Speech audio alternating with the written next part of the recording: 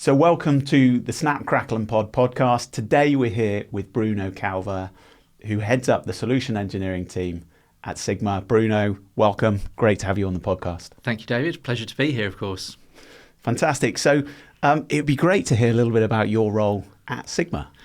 Sure, happy to. So I guess a little bit of context. I've been in the BI and analytics space for about 15 years. 10 years before that, I started out in project management for infrastructure and software when infrastructure project management was a thing. I think with the advent of cloud technologies now, not so much a thing. So I had a good grounding in all the sort of fundamentals of the technology and IT landscape. Got into pre-sales. I was then, prior to Sigma, I actually joined one of the Gen 2 BI companies, which was Click. I was there for 10 years, very happy 10 years. I think Click actually was the original Gen 2. It kind of went Click, which created the data discovery market, Tableau, which then refined that concept, did an amazing job of building a user community and marketing around it, and kind of, I'd say, probably led that Gen 2. And then, if I'm allowed to say it, Power BI came along and commoditized and killed the Gen 2 market pretty thoroughly. Probably and what I saw at the end of that anyway was that things were going in a different direction, which we can cover a bit later on. But to sort of finish off what I do at Sigma, I actually joined Sigma to work on their enterprise customers, so selling to some of the big blue chip companies in the UK. And that role in this fast growing business very quickly evolved into leading the solution engineering team. I should specify for EMEA, not for the whole of Sigma. My esteemed colleague Alfonso in the US heads up the pre-sales organization at Sigma. But so I lead the EMEA team. Fantastic. So I guess we should start by understanding a little bit about what Sigma is, what it does. So Sigma, of course, has the tagline Enterprise BI Spreadsheet UI, which I really love. So talk to us a little bit about what that means and what Sigma does. Yeah, so I think I would address that tagline in one simple way. I remember being at one of the things I've done in my past is having just had the Gartner conference in the last week, in fact it was, I actually presented 3 times at the conference for Click in the BI Bake Off. And as part of that, I remember Rita Salam, who was one of the analysts at Gartner, we always had this joke about how we do all this wonderful work building these BI tools, and what do the business teams at the end of it do? Export to Excel. And she used to joke that an angel dies in heaven every time a business user presses export to Excel. But I really kind of believe in the mantra, if you can't beat them, join them. There's about 2 billion users globally of spreadsheets. It is the universal language of data for the business. That is not something we're going to change. And so I really like the fact that Sigma is absolutely dedicated to meeting real frontline business teams where they're at. And that's, for me, the fundamental of what Sigma's about. And I'd extend it even further. If you imagine this world of data engineering, this is, if we take, it could be PySpark, it could be SQL, but data engineering has its own language, its own world, its own ecosystem. And there's all these amazing data engineering teams out there landing data into these centralized cloud data warehouses and so on, building these amazing data assets. And yet that's all in engineering language. How do the front line of the business teams, without intervention from intermediaries, how do they get access to that data and get value from it? The way they do it is by speaking spreadsheet. And what Sigma is at its heart, its fundamental heart, it's a spreadsheet user interface that, in a very, very super efficient way, machine generates SQL. And so it's like the Rosetta Stone of the analytics world, translating all these amazing engineering assets into things that people on the front lines of business can use. So that, to me, is fundamentally what Sigma does. Of course, there's a lot more to it. We'll get into it. But I think hopefully that gives a bit of context to the tagline and some of our heritage. It absolutely does. And I think I can definitely resonate. We're running a consultancy firm and actually seeing, and actually I've been in the industry for 21 years. I've seen so many projects where companies invest huge sums of money, getting the governance and the foundations right, ingesting all the data, bringing it all into one place, building the data models, big, multi-year transformation projects, where then the tool goes into a BI tool, it gets pushed into something like a cube. So you sort of go, whoa, hang on a minute. We've built this whole foundation and data platform, and you're you're then just going to move it into something else after all this effort. That never quite made sense to me. And I think the other piece is, you then push it into a cube in one of the sort of legacy solutions, and then they export it to Excel anyway. Yeah. So the whole thing just feels like utter madness, right? Yeah. So I think I definitely, when I saw the Sigma proposition, it really, really resonated, and I can really see, I have seen firsthand, time and time again, the kind of challenges that Sigma solve, and I think it's probably the reason that you guys have got an 83% annual growth rate. I think you've had 10x growth in just 3 years, over 100 million now in ARR. We're actually called a Centaur now, apparently. So I'm sure you've heard the term unicorn, which is a SaaS company that reaches $1 billion valuation. And now there's this new term that was recently invented by some analyst over in the US, which describes a company that's reached $1 billion valuation and 100 million ARR. And that's called a Centaur, apparently. So not my tag, but apparently we're a Centaur. Every day's a school day. So no, it's a new one on me. But congratulations on your Centaur status. Thank you very much. So you guys, listen, you've clearly hit that really product market fit sweet spot. So talk to me a little bit more about some of those challenges that you solve that weren't necessarily being solved by the other traditional BI vendors. Yeah, and I think this is really takes us on nicely from the conversation there about spreadsheet UI, because of course that's not, I focused on that as like bridging that gap between the business and the data teams. But if we look at the wider landscape, what's been going on across the industry and where the centre of gravity is now landing is with big cloud data platforms. I think it's fair to say that the leaders in that are Snowflake and Databricks. There's a few others, I think, but those are the two dominant platforms. And increasingly, we're seeing customers migrating and consolidating onto those platforms. And there's a whole variety of reasons why they're doing that. Initially, it's just they're a lot cheaper than the legacy platforms, a lot more scalable, flexible, and so on. But there's also things around governance and control. In the old days, you'd have data scattered around your enterprise that you'd have to bring all together in one place and so on. And it was quite a siloed process, let's say, and there wasn't a lot of governance and control. So by centralizing all your data assets, you get a lot more control, a lot more flexibility, scalability with these cloud platforms. And really, this kind of goes back to the genesis of Sigma. So Sigma actually came out of the same venture capital company as Snowflake. It was part of their sort of residential, they have like an incubation program. They essentially get two really smart people together and say, hey, look, there's this industry problem, build some software, solve that problem. And the problem really they were setting out to solve is that they were starting to see customers consolidate onto a cloud data warehouse. And they'd gone through this maybe 2-year migration, and they delivered fantastic benefits for the engineering teams, significant cost savings, greater agility on the engineering side. But at the end of that journey, they were just layering on the same old traditional BI products on top. And so I guess the challenge there is how do you further extend the value of this cloud data warehouse? It's a massively scalable platform, very flexible. You mentioned cubes. You wouldn't need cubes on that platform. And then when you look at all the legacy BI vendors, some of the ones I mentioned earlier, if I'm being polite, traditional BI vendors, their whole model, and quite understandably in that Gen 2, was you had to extract data from source and bring it together onto your own analytics platform. And this is one of the reasons I left that generation of product, because I just don't believe in that architecture. It makes no sense to put all that effort and build those pipelines to land that data in potentially near real time into your cloud data platform. And then the first thing you do for the BI layer is create a whole new set of data pipelines out of that platform with logic embedded in the BI tools and so on. I just didn't agree with that architecture. And a lot of customers don't like it as well, because you compromise a single source of truth, you compromise security and governance, or you certainly, make it more disparate and scattered and harder to manage.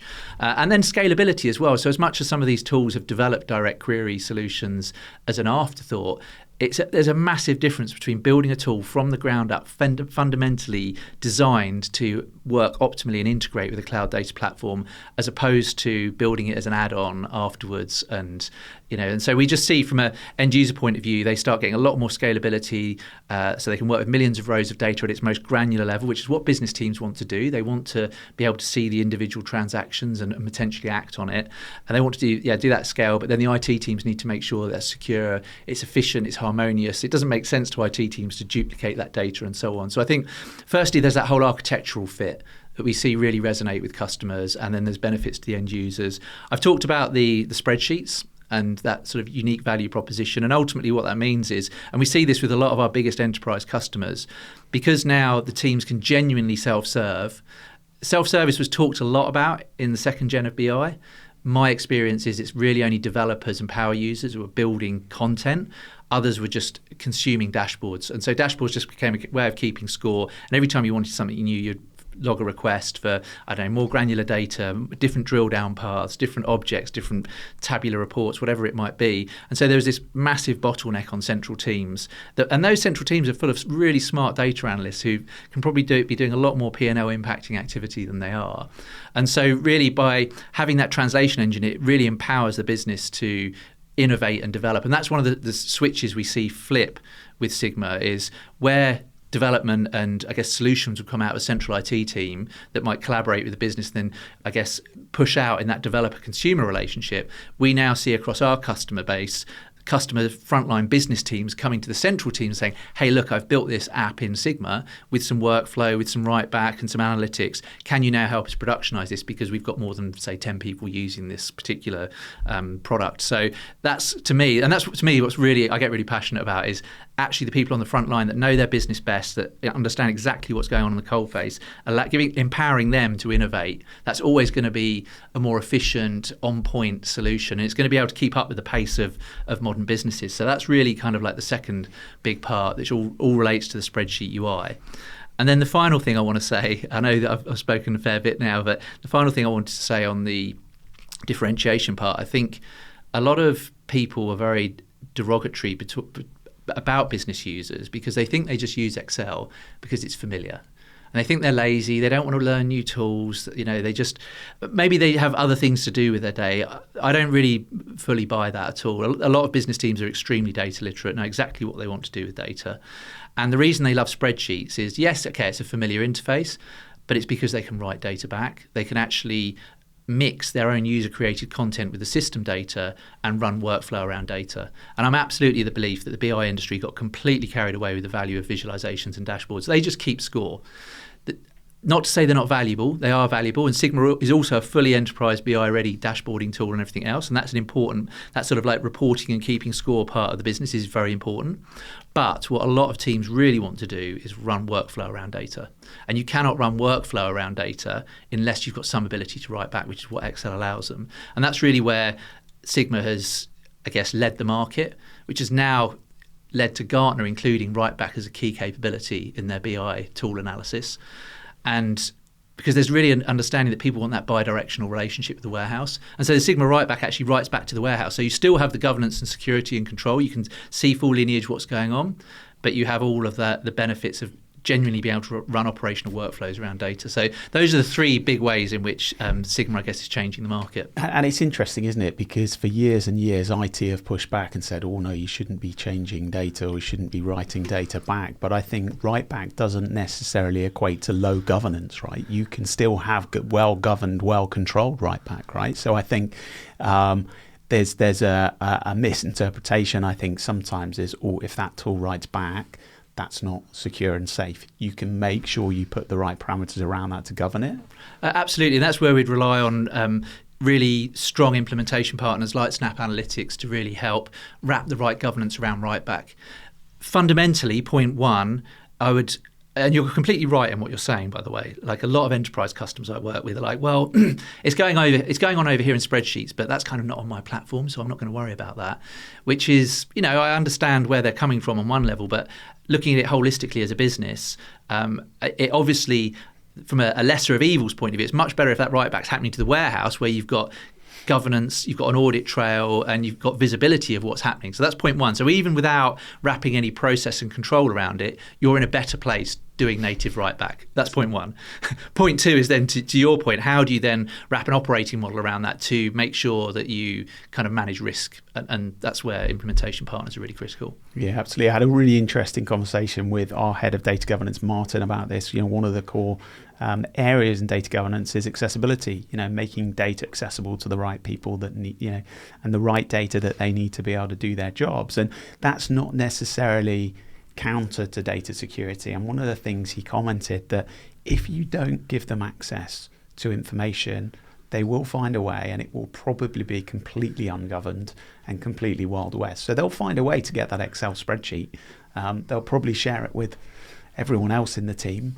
That is completely ungoverned, completely uncontrolled. So if you think by not enabling them the right tools to do that will equate to data governance, it will probably equate to more data chaos in our experience, because those guys will find a way to get the information they need to do their job.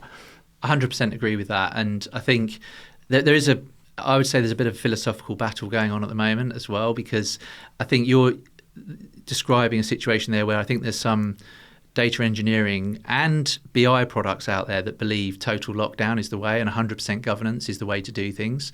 And I think that actually becomes even more difficult when you have these cloud data platforms, because quite often what can happen after you've gone through migration from, let's say, a whole bunch of on-prem systems to a cloud data platform, then all of the back doors that are available to those on-prem systems might have closed, and then the data is actually locked behind a wall. So the worst thing that happens is that these data teams think, oh well, those business teams are just doing things in Excel, they're just duplicating work, it's all unnecessary. Again, I don't subscribe to this view.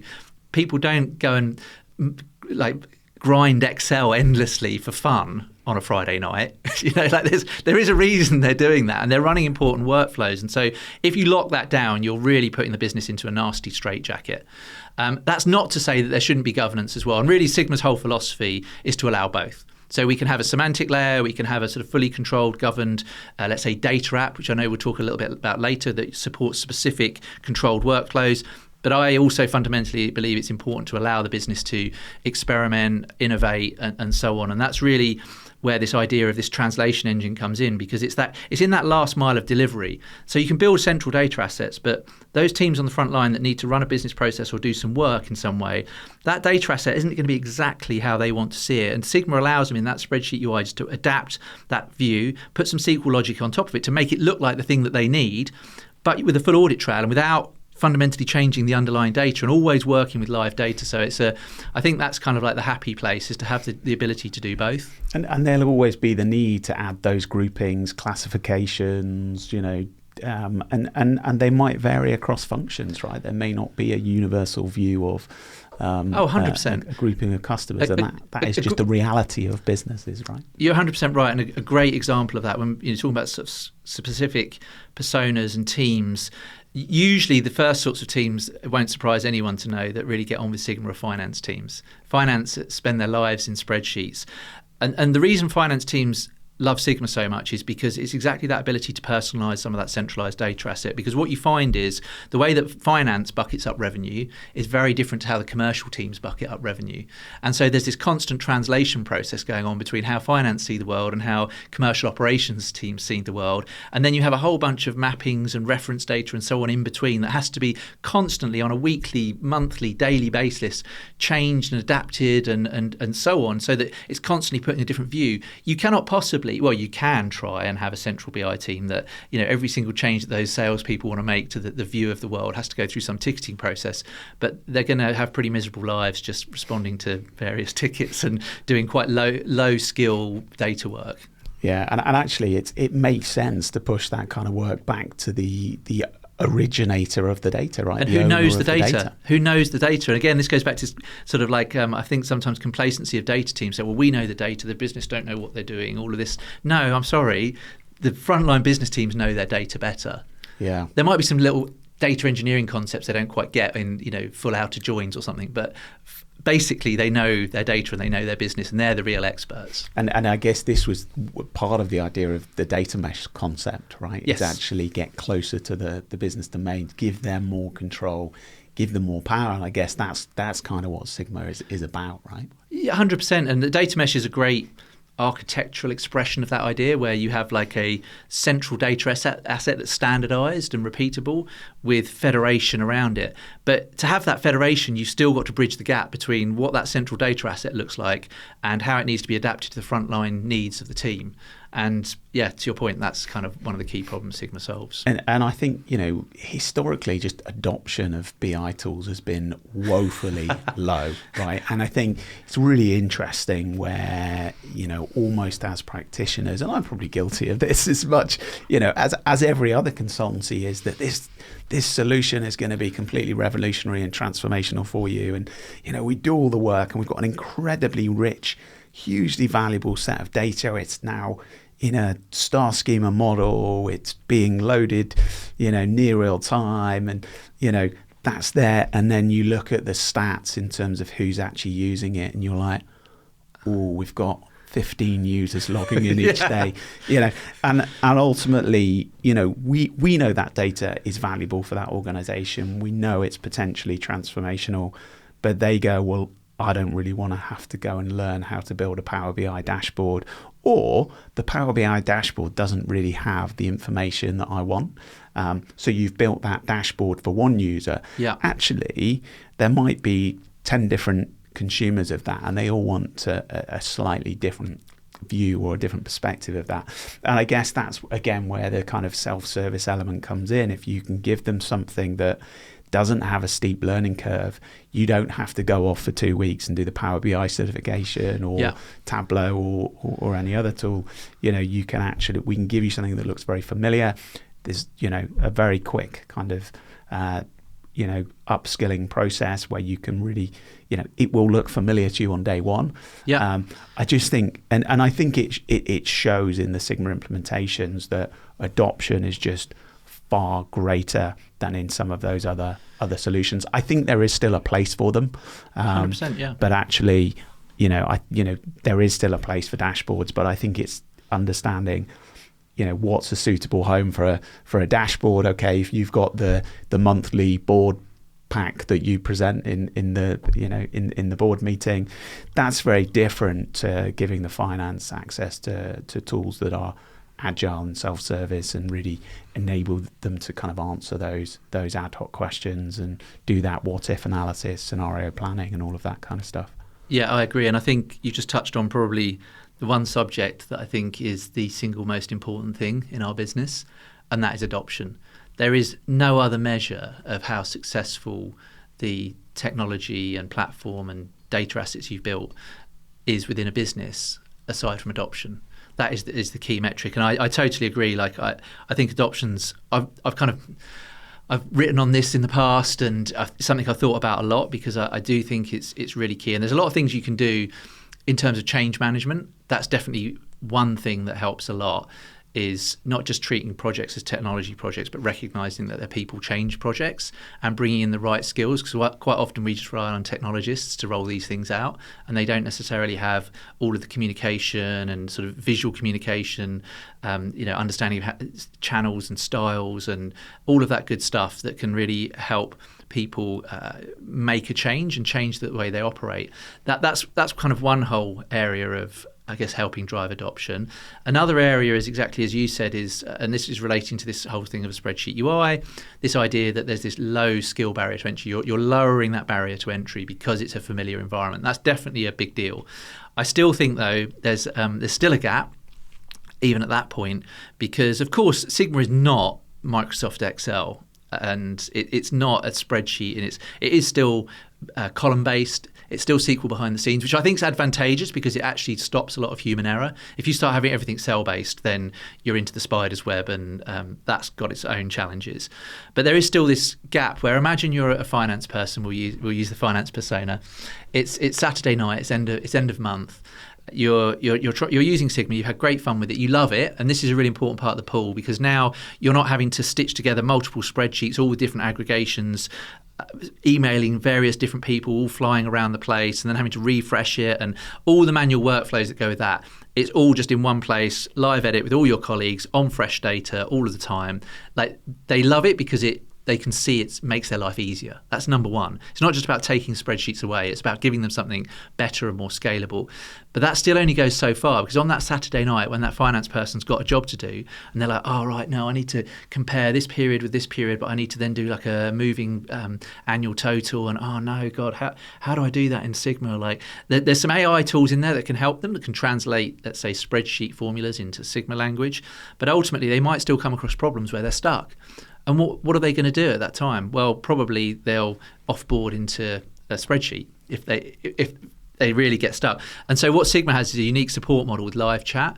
And live chat there, it actually connects you with real human beings. Very few people actually believe it's a real human being until I start interacting with them. And like one of our great support engineers, Holly, and one of the team are on there, Oliver, etc., Matt, they might respond, and we'll have a little, obviously, a sort of personalised banter. Not that we would pre-contrive these things in a sales circumstance, of course, but, so they are actually real people there, and they don't just sit there saying, oh, is the product working as designed? They will help a business user build a complex formula, create a bar chart in the moment. They typically like a 30-second response time. And that in-the-moment support is so critical for just, I guess, driving adoption and pushing adoption further. So adoption to me is the number one thing. It's interesting, and that's a fantastic kind of unique proposition from Sigma. I did a LinkedIn post recently, and I said I've got this fantastic idea, human created content for humans. Do you think it will take off? Right? And I think actually the fact that there's a human on the end of chat that can support and help you is I guess that's universally unique to Sigma. Very differentiating, yeah. I've not seen that anywhere else. And the BI teams love it, the amount of noise. So I speak to some of our biggest global enterprise customers, and they wax lyrical about the live support, because the amount of just day-to-day noise that reduces for them. It's not just about noise. They know that their end users are getting what they need and being successful with the product and the platform they've introduced, but also it changed their jobs from about 85% of their time being spent like fielding requests, questions, running enablement sessions and all this, down to about 15%.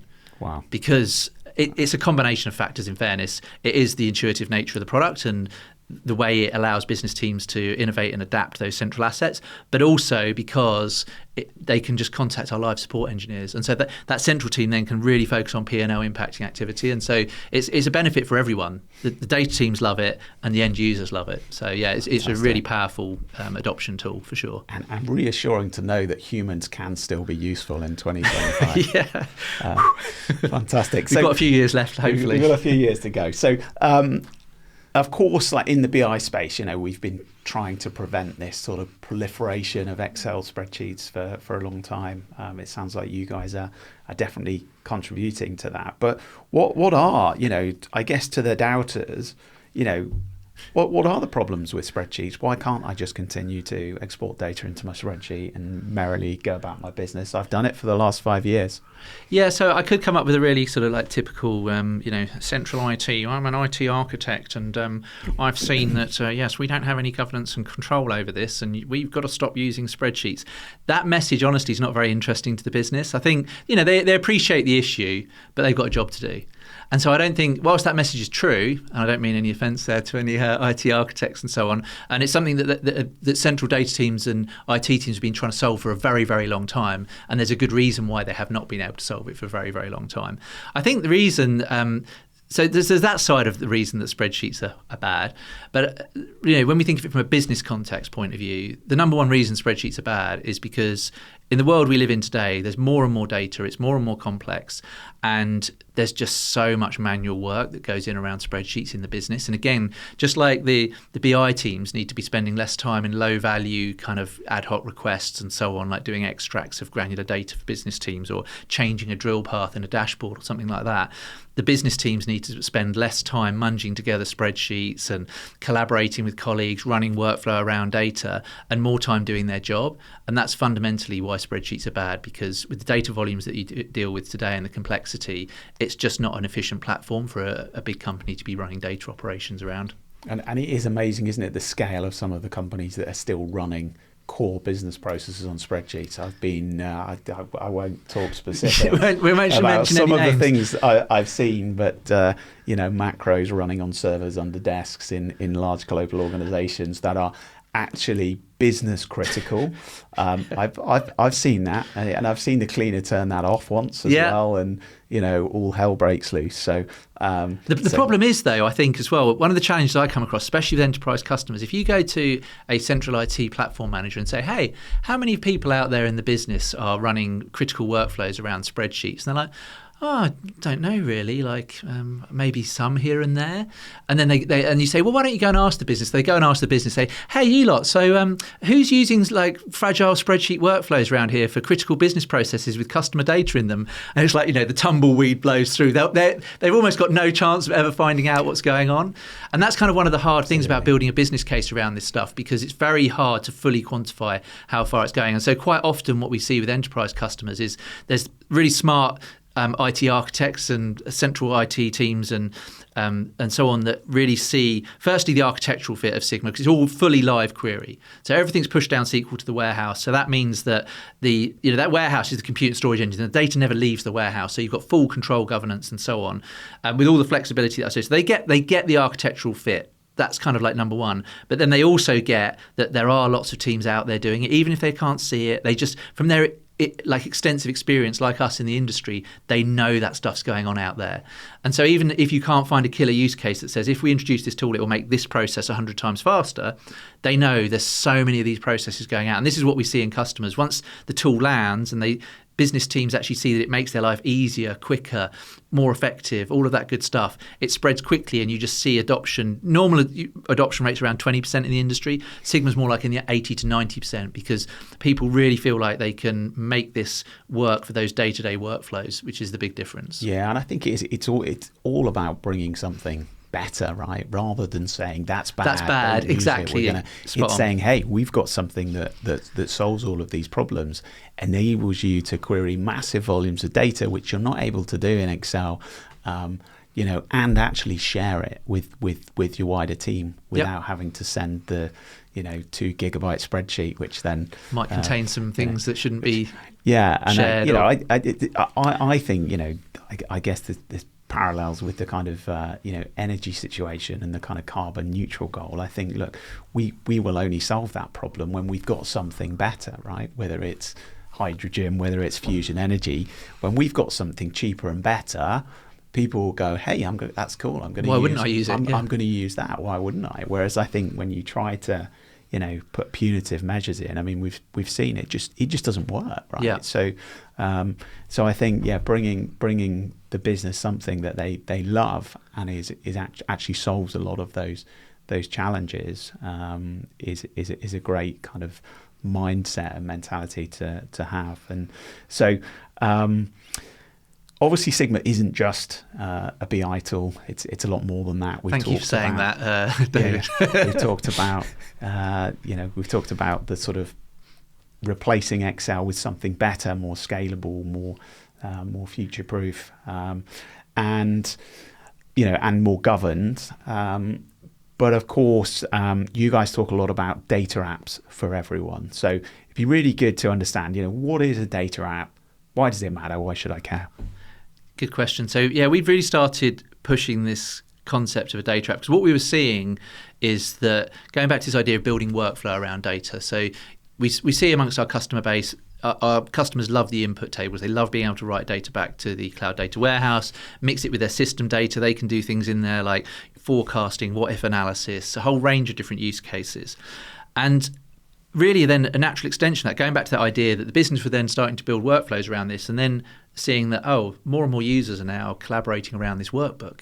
And actually, we're starting to run a kind of a structured process around this. So how do we now build more like a business application that has got a few more guardrails in it? It might have some pop-up forms. It might have some approval workflows, this type of thing. And so Sigma has innovated on our platform to include those types of capabilities. And so now we're seeing customers building, let's say, lightweight FP&A applications for forecasting and so on. We're seeing customers building reconciliation processes, all these types of things. And then effectively what you might call like a data app. So a given workbook that supports a very specific workflow that happens in a repeatable way.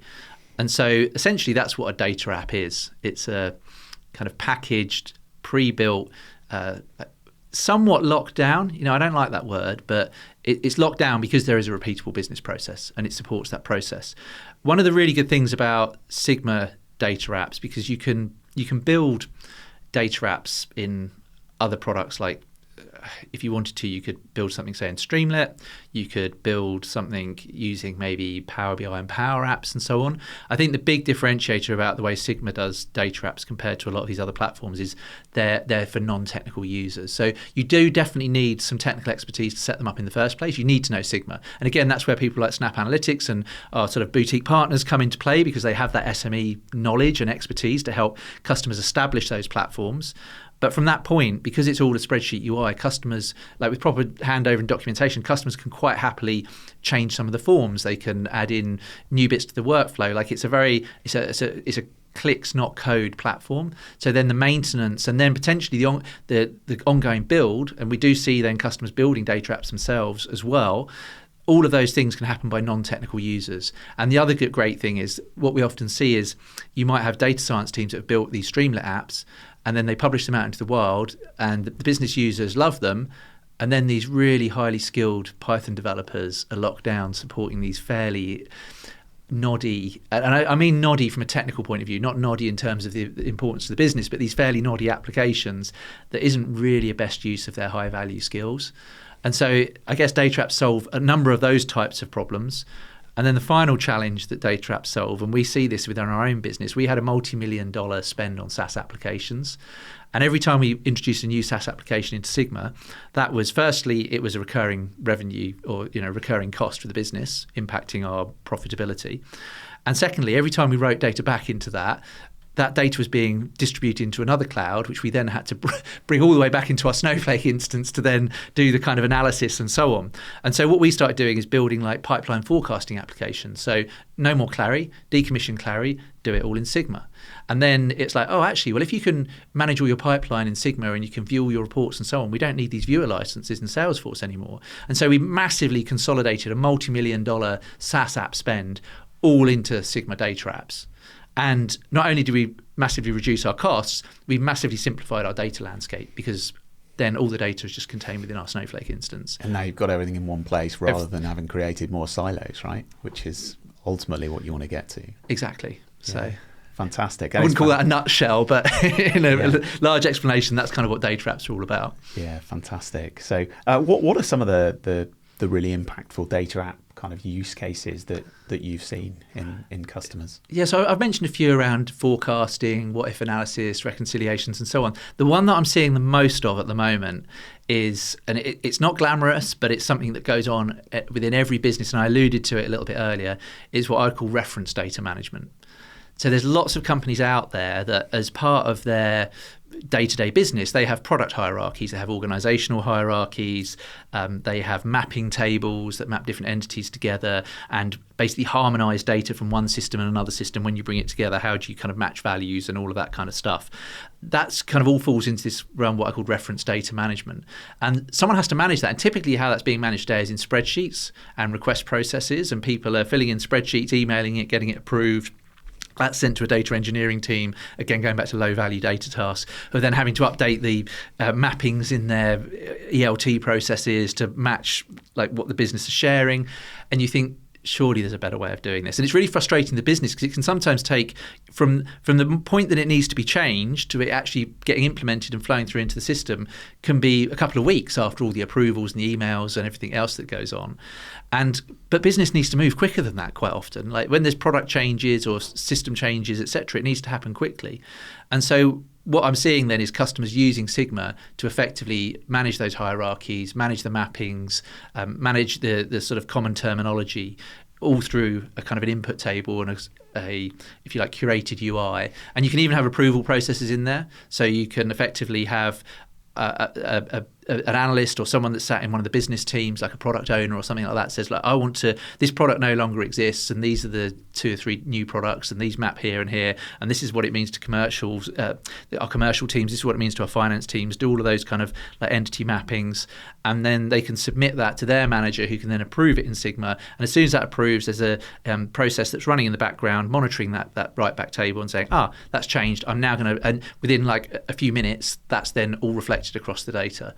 And so that's kind of like, in some ways, one of my favourite use cases, because it's something that takes so much time across so many businesses, and I'm seeing it as such a common pattern that at the moment that's my favourite. It is sometimes the more simple things, right? I don't think I've ever worked on a data warehousing project where we haven't used Excel spreadsheets, and there's always, within the purists in IT, a bit of an eye roll. Really, you do that in Excel, because that data isn't stored anywhere else, right?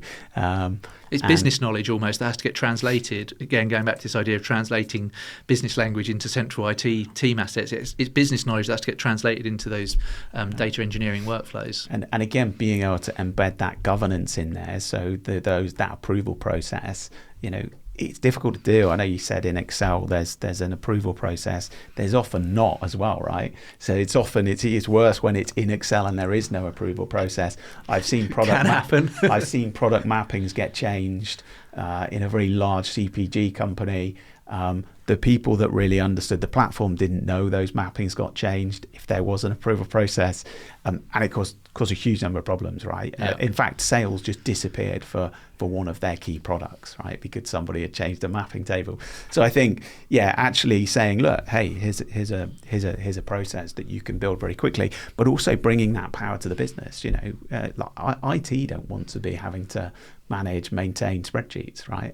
Absolutely not. So I think again, it's all about empowering the business units, the different functions, to be able to be the kind of stewards and govern and manage their own mappings. And it's such a common scenario, right?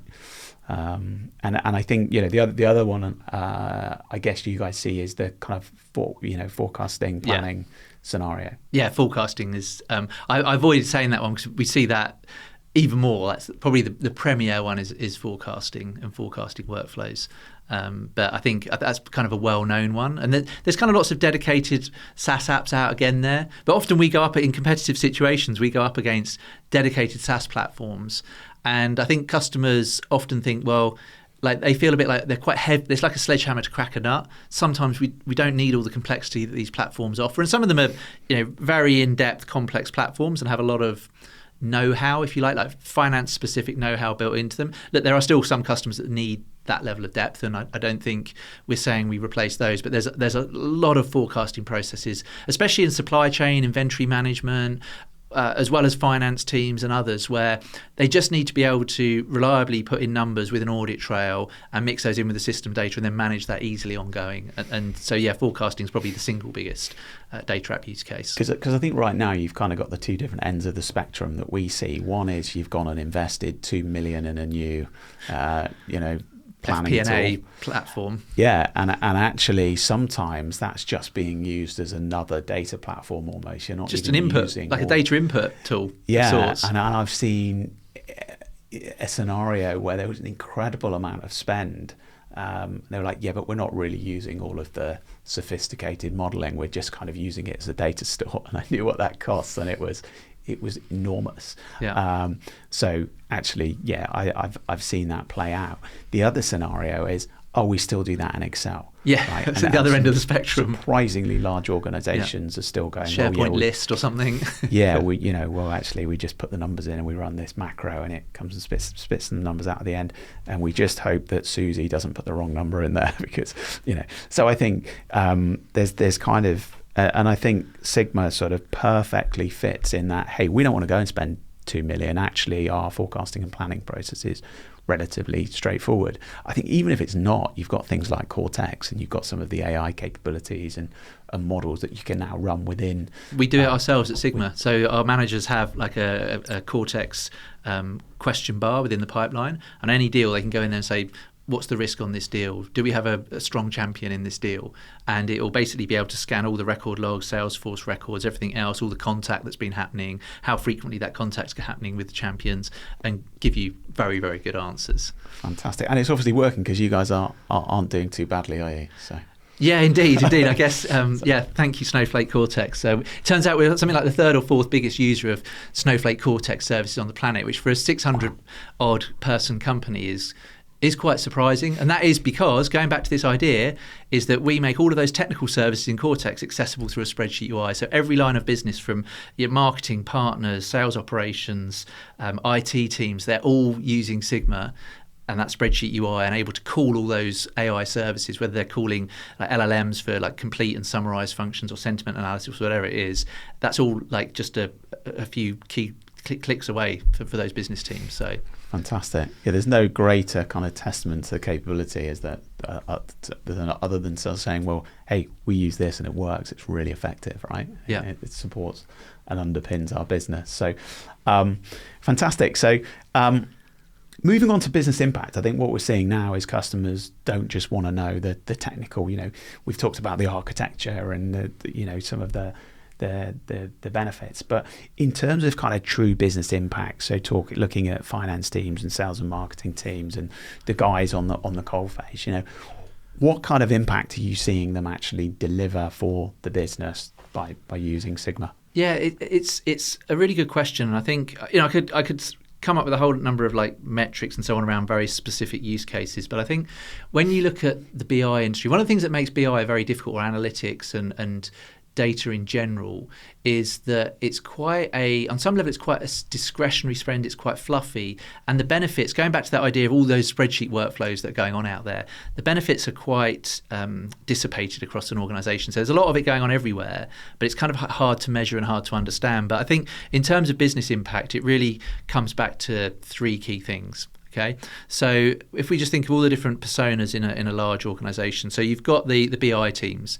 So what business impact does Sigma have for those teams? So I've described that scenario where they see a massive reduction in all the ad hoc requests coming from the business, and they can have those really skilled, capable analysts spending a lot more time on more directly profit and loss impacting activity. And so then really what you're doing is the business impact really depends on the customer. So what are the top business priorities for that customer, and and those BI teams now have a lot more time to spend on addressing those top business priorities rather than just turning the handle on the BI operations machine just to keep the business kind of running. So that's, for me, and the business impact is always going to come down to increasing revenue, reducing cost, improving customer experience, or managing risk. Like those are the four things. So because it's so multifaceted, they could be working on any of those kind of like business impacts. Then we look at the business teams, and we've talked through on that whole scenario of how, instead of staying up till midnight every night towards the month end, you can suddenly actually do all of that work really quickly and efficiently and effectively. And so we work with a lot of asset management companies that are constantly like looking at their ROI, rejigging how they place their investments, how they place their money. And that extra efficiency, again, it's really hard to fully quantify the opportunity cost of, instead of spending all those hours munging spreadsheets together, you have those skilled finance people really looking at like the where they should be investing their money, and really working and partnering with some of the like portfolio managers and the business teams on like how to optimize those portfolios and so on. Again, I wouldn't know how to fully quantify that opportunity cost. You could build a model, I'm sure, and you'd see great benefits, but I think like that's really kind of where we see the benefits is in productivity. And also, let's bring another human element to this, making people's lives better, not just doing mundane, repetitive tasks, but actually really thinking creatively. And that's what humans do best. So I think for me, that's the true business impact of what making people's lives easier and quicker, because that's what all software does. You could hand code all this, so then it's just degrees of how quick and easy does this product and this bit of software make it to do X, Y, Z. And if we can build a tool that does those things so much quicker and so much easier, that frees up surplus to then spend on even more impactful activities. Yeah, I think there is a big movement to kind of try and make finance teams in particular more strategic, right? Because at the moment, finance teams spend a huge proportion of their day keeping as you score, say, munging those spreadsheets, keeping score, right? Yeah. Just, and it's moving from them being bean counters to being a strategic asset for the business. And when you take a lot of that work away, that really can have a big impact in enabling them, because these are highly qualified, very often highly skilled individuals who are writing formulas and pivot tables in Excel, ultimately, Yep. getting them to be more strategic has to add a significant level of value for the business. You know, and that's where then data really is, I guess, becoming a strategic asset for businesses, which is what we all aspire to. That's what we all want it to be. And I think, we're getting closer and closer to that.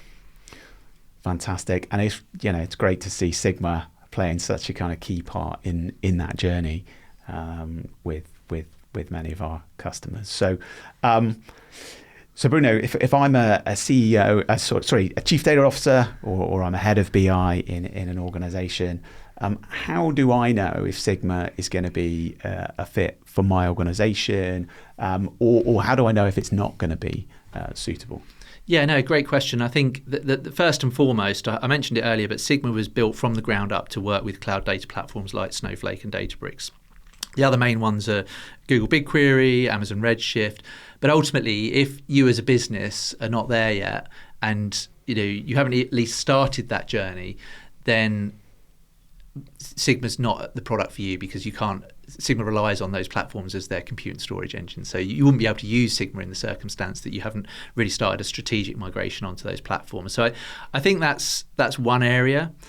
I think another area potentially is, let's say you have a business that's not so much oriented around the knowledge worker. So one of the really powerful things Sigma enables is a lot of ad hoc analytics, and as I was talking about earlier, building workflows around data. There's some businesses that just don't fit that mold, and really all they need is a centralized dashboard. Now look, they could still use Sigma for a centralized dashboard. If I was if I had a blank canvas and I was a customer and I didn't have a BI tool or an analytics capability, and I was going to market and I was on a cloud data platform looking for a tool, to me, it's so obvious that Sigma's the best product in the market across the board for a variety of different reasons. So that's one scenario. But another scenario, there's lots of good visualization tools out there, and they might already have a bunch of dashboards that are doing their board reports. They work. They don't have any real pains around data. Like, again, going back to that idea that they don't have huge amounts of knowledge workers on the front line. Maybe then there's not such a good fit. There are obviously customers that, as much as we'd love to sell to them, I couldn't say with integrity that it makes sense to make a change. So yeah, sure. And how do I know where Sigma is absolutely going to be a fit for my business? What type of organizations? So again, it goes back to that core idea of, if companies have invested in these cloud data platforms, they've done it for a reason. And why limit that investment to just the data teams and so on? Why not push and extend the value of those investments right to the front line of business, especially if those migrations have done 2 or 3 years of disruption to the business? So when these data teams are doing these big migrations, especially in large organizations, but even in small, there is disruption, and other business projects will go on hold whilst these underlying platform changes occur. If at the end of that process you get to it and the business turn around and go, well, what did I get out of that? Oh, nothing. Everything looks the same. It's like, oh, well, that's not a very comfortable place for a lot of data leaders to be. So, Sigma really helps bring that transformation to the front line of business, bring that scalability, that access to granular data, that ability to, I guess, turn those central data assets into really valuable frontline, personalize them. That's that last leg of delivery where the business can just personalize those assets into exactly what they need on the front line. I think it's those scenarios where businesses really benefit. And I would say any knowledge company would benefit from that. And even if they think they don't have a problem, they're bound to have, as we talked about earlier, all of those spreadsheet workflows flowing around the business. Life can be quicker and easier for those people. It can be better. And I think Sigma helps deliver that. So fantastic. And what a great way to wrap up the serious conversations. But we do like to end with a bit of fun. So tell us about something that people may not know about Bruno Calver. Gosh, so aside from my activities as a software professional is a loose term, I guess, but aside from that, when I was younger, and do you know what, I've started watching YouTube videos on this again. I'm getting this desire to go back to the old days. But I used to play a very niche sport called Ultimate Frisbee. I used to run an Ultimate Frisbee team. It's a mixed team. It's one of the few sports where men and women can play together, and it's kind of a very, very level playing field in many ways. It's a team sport. It's a running-based sport that involves a Frisbee, of course. And in my time, I ran a team on Clapham Common for many years with a good friend of mine. And then I went to the World Beach Championships and represented Great Britain Masters team at one of the World Beach Championships, I guess probably about 15 years ago now. So I was actually an official Team GB athlete. I got to use a few local gyms for free. That was pretty much the main thing that I remember. Well, I feel very honoured to be in the presence of a GB athlete. I did have a little go at ultimate frisbee at university, and it's great fun. It is. Fantastic and I still watch sport. videos. Like I said, I'm sort of reminiscing about the old days, keep promising that I'll get back on the field, but family life, busy work schedule, it's hard to fit it in. Absolutely. And one day I'm going to get back to football and make it as a pro. I'm only 42. There's still time yet. Ryan Giggs played till what, 46, 47? I don't know. No, probably 44. There we go. And Ronaldo's still pushing, isn't he? Yeah. Cristiano. So there is hope. And obviously, him and I have got a lot in common. I was thinking that, actually. Of course, that's where I recognise it. Yeah, there's lots of similarities. Exactly, there's a real likeness, right? So, Bruno, it's been great fun. Really enjoyed the conversation. Great to hear about all the amazing work that Sigma are doing. And, really look forward to our ongoing partnership and helping customers to drive adoption, radically simplify their landscape, and also embed data into their day-to-day workflows. Awesome. Thank you for having me. Been a pleasure. Thank you so much for listening to the Snap, Crackle and Pod podcast. Please click this button to subscribe on YouTube. You can also follow us on all major podcast platforms. We're Snap Analytics. We help organizations make sense of data. If you want to find out more, you can go to www.snapanalytics.co.uk. Thank you.